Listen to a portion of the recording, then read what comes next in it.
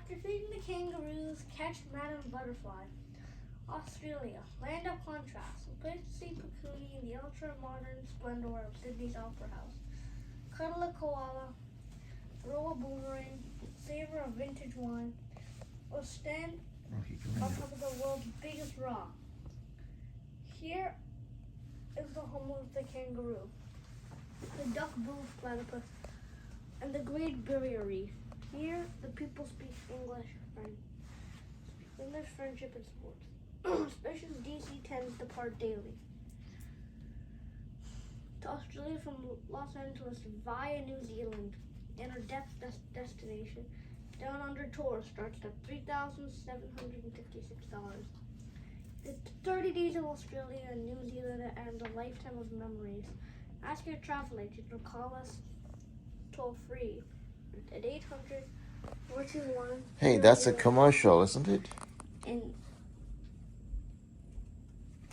is it? I don't know, is it? Yeah, it's Air New Zealand. Oh. But since it's from 1978, what was the price there? $3,776. 3,000? $776. Yeah, that would have been a lot of money back in the day. Yeah. Okay, so read the book to Rocky. Poopers! Okay.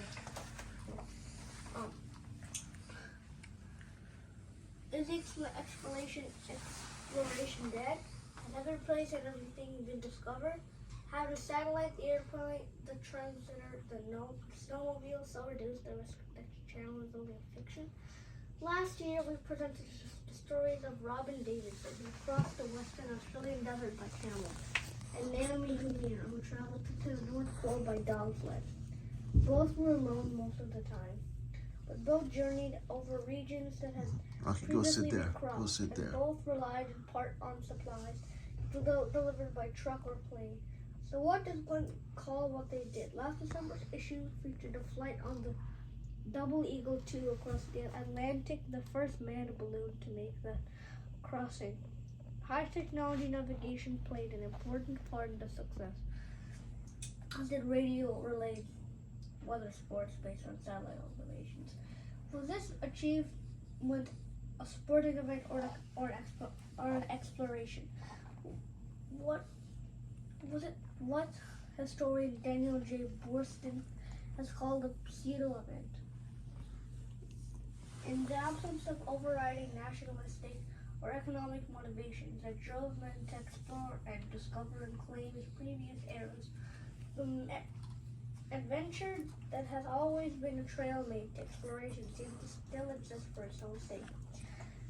The issue contains the story of the first expedition to cross Australia, nearly 120 years, been shouldered aside by immensely expensive, highly organized group endeavors such as men, oceanographic missions are launched. With all the resources of several institutions and government-sponsored science has to become a multi-million-dollar enterprise. If we sometimes feel that the last mountain has been climbed, the last ocean crossed, the last river named, the last tribe encountered, we've only begun to understand what has been discovered, and the spirit of pure adventure survives. The tragic journey of Burton Wills, seeking to the unknown in 1860, the first man to cross Australia struggled through a vast wasteland to its northern edge, only to die during their return. Joseph Judge and Joseph J. to retrace an epic in the history of exploration. Risking a war on Alaska's Violet Gulf. For those who can endure wretched weather and a rugged lifestyle, the Gulf of Alaska grudgingly yields great riches. Boyd Gibbons and Steve Raymer discovered nature's whirling water purifiers, rotifers, tiny aquatic animals that even under a microscope give an illusion of spinning, help the world's ponds and puddles clean. Photographer John Walsh takes a close-up look.